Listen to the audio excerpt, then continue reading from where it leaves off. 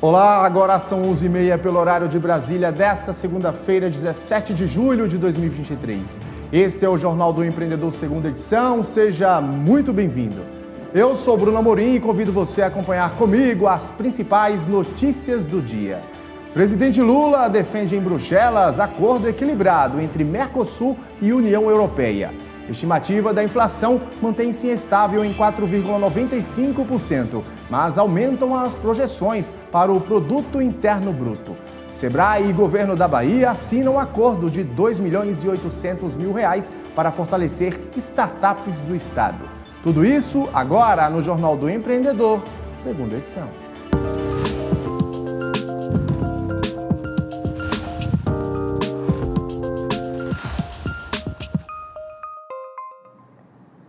O mercado financeiro manteve a estimativa de inflação para este ano, mas aumentou as projeções para o Produto Interno Bruto.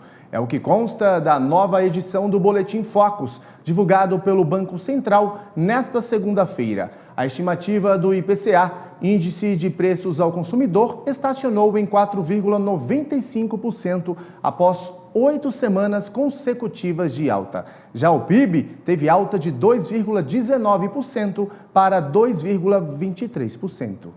E o presidente Luiz Inácio Lula da Silva está lá em Bruxelas, na Bélgica. Ele participa da terceira cúpula entre a CELAC, Comunidade de Estados Latino-Americanos e Caribenhos, e a União Europeia. Hoje, Lula abriu o Fórum Empresarial da Cúpula e se reuniu com a presidente da Comissão Europeia, Ursula von der Leyen. No discurso de abertura, o presidente defendeu um acordo equilibrado entre Mercosul e União Europeia para abrir novos horizontes para a economia dos dois blocos. Um dos pontos que ainda impedem que o Mercosul e a União Europeia fechem o acordo de livre comércio, em negociação desde 1999, é a permissão de empresas do bloco europeu participarem de licitações públicas dos países do Mercosul. O presidente Lula, que tomou a posse temporária do bloco sul-americano há 2 semanas, se coloca contra essa possibilidade por entender que isso pode prejudicar a política industrial do Brasil. Um acordo entre o Mercosul e a União Europeia equilibrado, que pretendemos concluir ainda este ano, abrirá novos horizontes. Queremos um acordo que preserve a capacidade das partes de responder aos desafios presentes e futuros. As compras governamentais são um instrumento vital para articular investimentos em infraestrutura e sustentar nossa política industrial.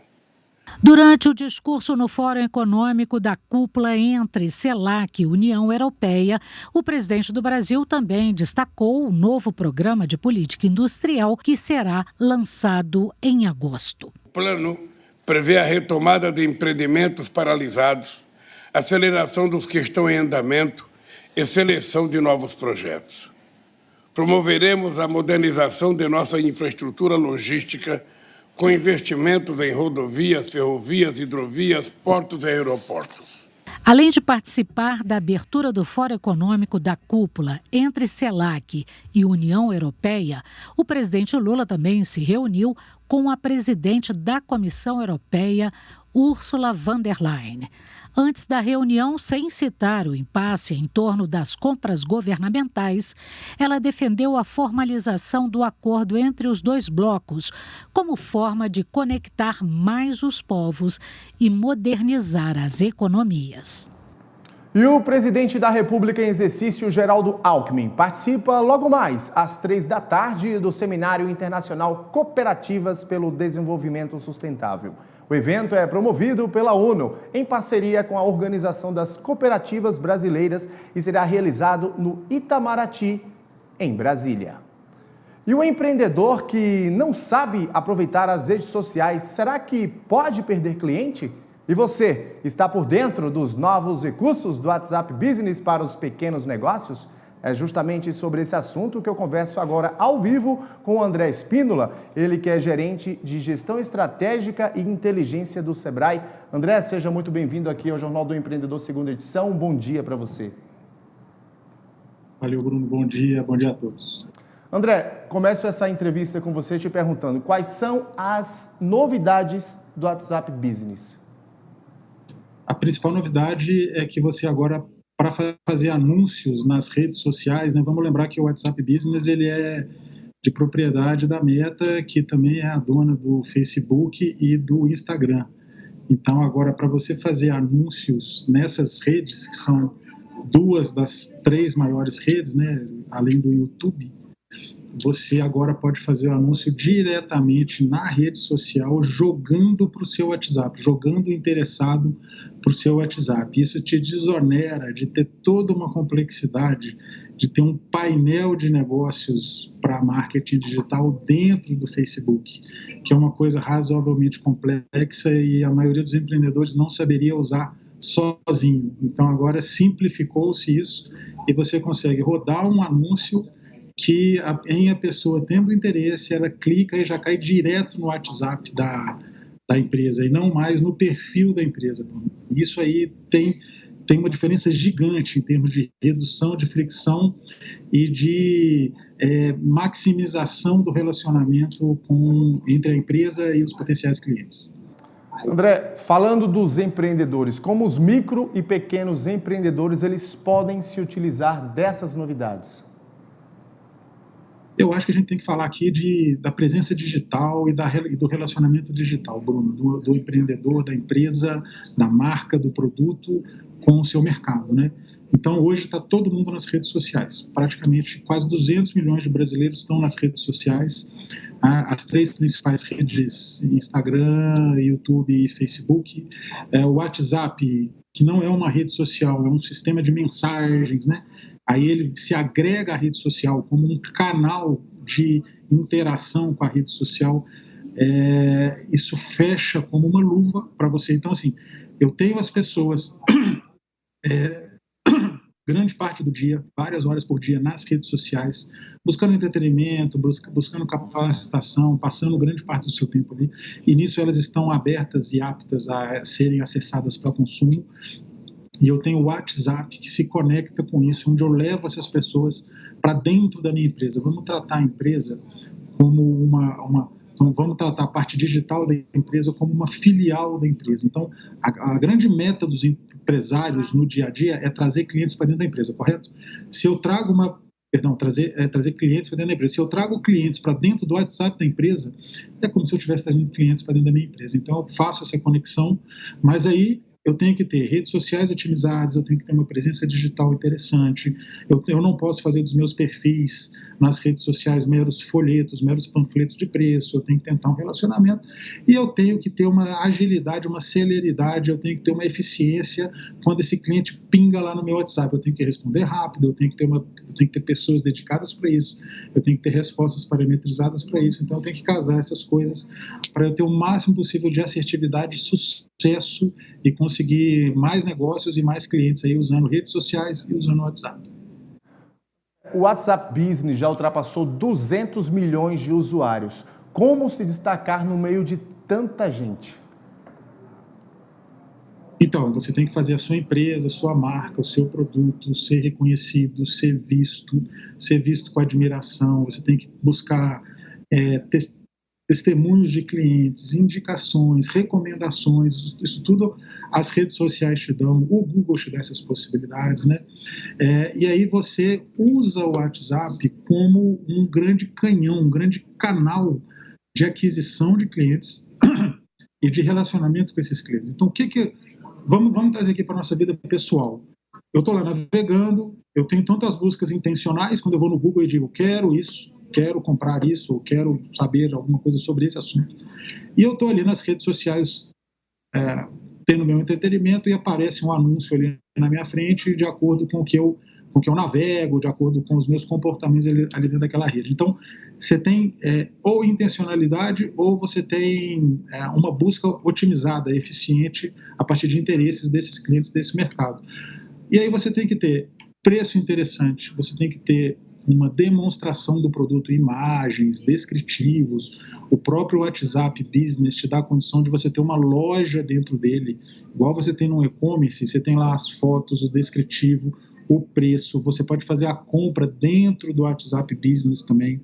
Então você tem que ter a descrição, você tem que ter imagens, você tem que ter uma precificação interessante, você tem que ter pessoas tirando dúvida em tempo real, se possível.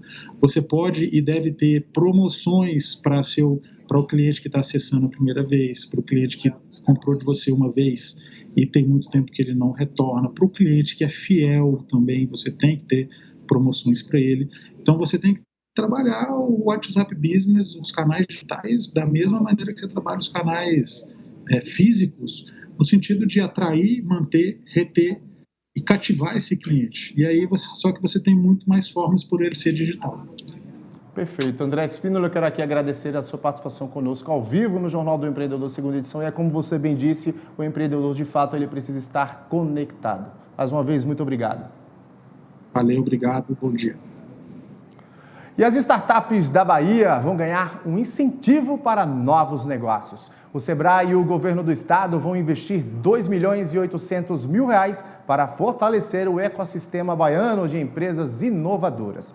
O dinheiro vai ser usado para dar visibilidade e engajamento em novas startups. O plano de trabalho prevê ajuda às startups para a aproximação do mercado, suporte a projetos de inovação tecnológica, além de garantir acesso a serviços que permitam a criação de um ambiente propício ao surgimento de novos negócios. Esses recursos fazem parte de um convênio assinado entre o Sebrae e o governo da Bahia. E vamos para um rápido intervalo e na volta a gente volta falando de um empreendimento de dar água na boca. Não sai daí, eu volto daqui a pouquinho.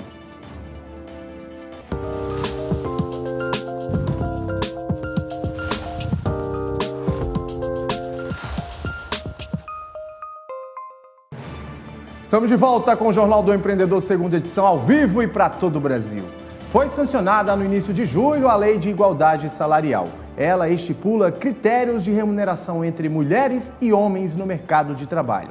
Agora, com a nova lei, as empresas precisam se adequar às regras. E sobre este assunto, eu converso agora ao vivo com Eduardo Pastore, ele que é assessor jurídico da FEComércio São Paulo. Eduardo, seja muito bem-vindo aqui ao Jornal do Empreendedor, segunda edição. Bom dia para você. Bom dia, Bruno. Obrigado. Eduardo, o que é que diz a lei? Do que se trata? Essa lei ela vem estabelecer, Bruno, os critérios de não discriminação de salários entre homens e mulheres. Ela traz algumas regras gerais sobre o combate à discriminação salarial entre homens e mulheres. Por exemplo, ela estabelece 2 tipos de multas para a empresa que praticar discriminação salarial. Uma multa se refere a 10 vezes o salário da pessoa discriminada. Se houver uma ação judicial e o juiz do trabalho entender que houve a discriminação, a empresa precisa pagar 10 vezes a maior remuneração da pessoa que se sentiu discriminada a título de reparação à discriminação.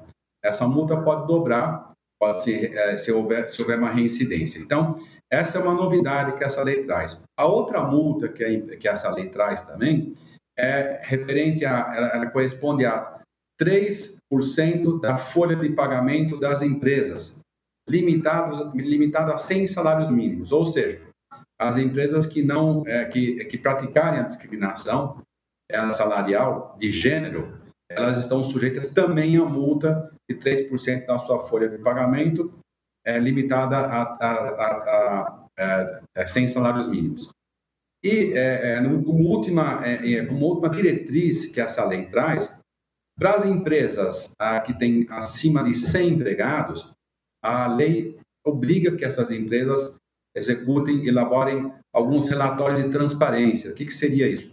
As empresas vão ter que começar a publicitar a sua política salarial de uma forma bem democrática, inclusive para os próprios trabalhadores, para que fique claro que ela não está discriminando, para que fique claro que ela não pratica a discriminação salarial de gênero. Então, resumidamente, Bruno, eu falei aqui das multas, são essas novidades que essa lei traz, porque a discriminação salarial já existia na CLT, esse tema, discriminação salarial, já existia na CLT e já existia na Constituição Federal. O que essa lei traz agora é a novidade, são essas novidades com relação às multas e também esses requisitos que todas as empresas vão ter que cumprir, em especial, isso independente do tamanho, Bruno, o que as empresas vão ter que agora caprichar bastante é no aspecto da sua gestão, para deixar claro que elas não estão praticando qualquer tipo de discriminação salarial de gênero. Então, elas vão ter que olhar muito para a questão da transparência,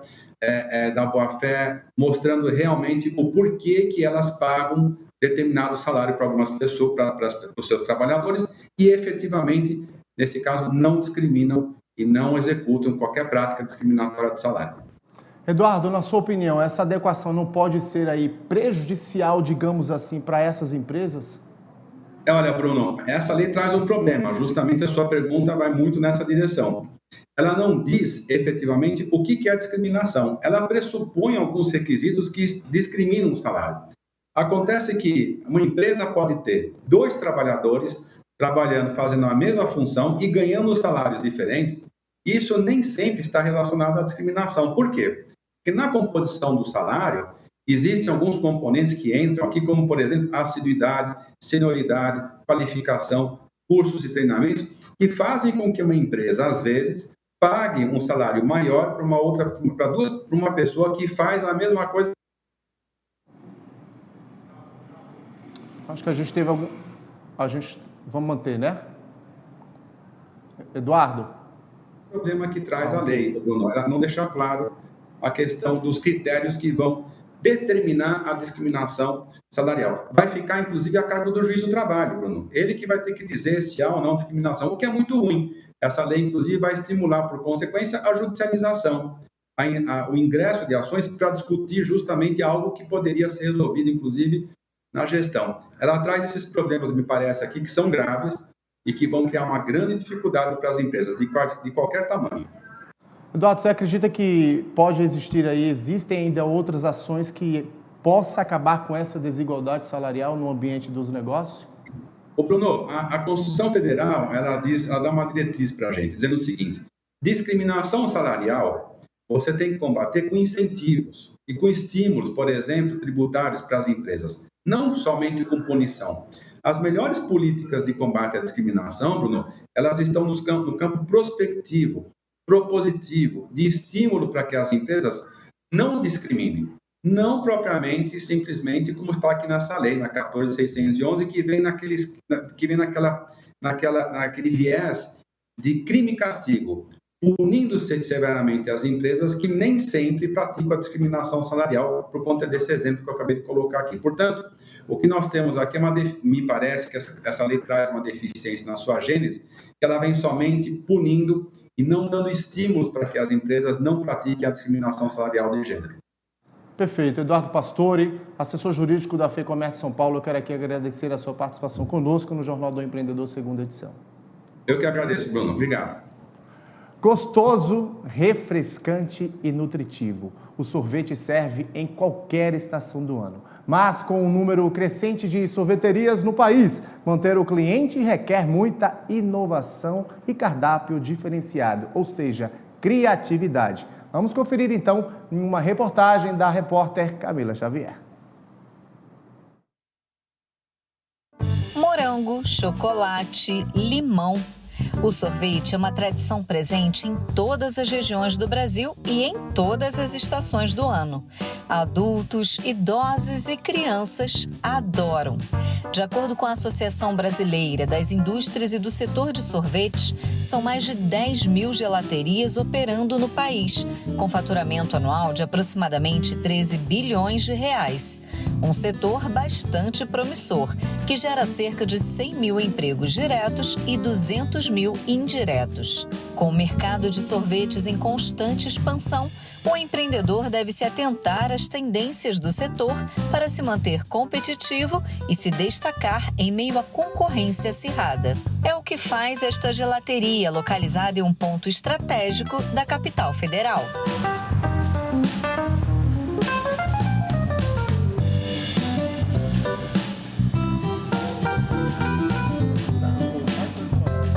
Com 5 anos de existência, esta gelateria está sempre inovando e buscando as tendências de consumo que estão em alta no momento. Agora eu estava até em Roma, com um dos maiores e mais renomados mestres gelataios ou gelatieres de todo o mundo. E conversando, vendo o produto que ele estava usando, uma técnica ali. Então, a gente sempre está buscando trazer inovação, mas eu considero isso um dever de casa. Eu acho que toda empresa deveria estar pensando em uma forma de crescimento. A festa junina é a segunda maior comemoração do país, ficando atrás apenas do carnaval. E para marcar a data e cair no gosto dos clientes, esta gelateria preparou 3 sabores exclusivos de sorvete: curau de milho, pé de moleque e churros de doce de leite.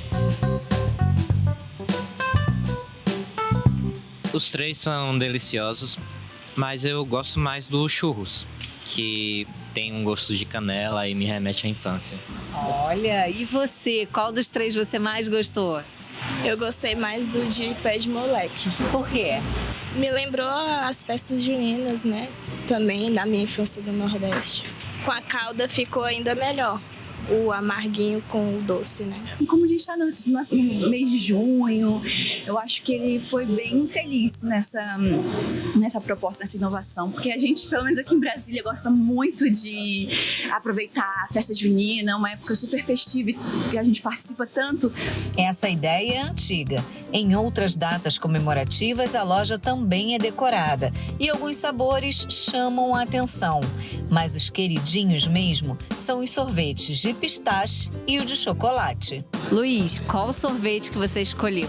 Pistache. Por que pistache? É porque é meu sorvete preferido. Eu já perdi as contas de quantos gelatos e receitas diferentes que a gente já fez, mas desde gelato de rabanada na época de Natal, panetone, chocotone, por exemplo, Dia das Mães, a gente resolveu presentear as mães com sorbet de hibisco, de flor de hibisco. Então... Opção é o que não falta. Além dos 20 sabores de sorvete, tem também sundae de baunilha com pipoca de caramelo e de pistache iraniano. Doces em formatos de limão e café também chamam a atenção, assim como banoffee crocante, uma versão ousada da tradicional sobremesa de banana que eu não pude deixar de experimentar. A criatividade para o cardápio diversificado vem de capacitações e técnicas estrangeiras. Acho que todo negócio tem que buscar sempre estar inovando. Então, recentemente estava fazendo uma viagem para fora e a gente vai pegando referências e eu filmo, eu tento conversar com o dono do estabelecimento e, enfim, a gente procura e sempre comprando cursos e aprimorando as técnicas.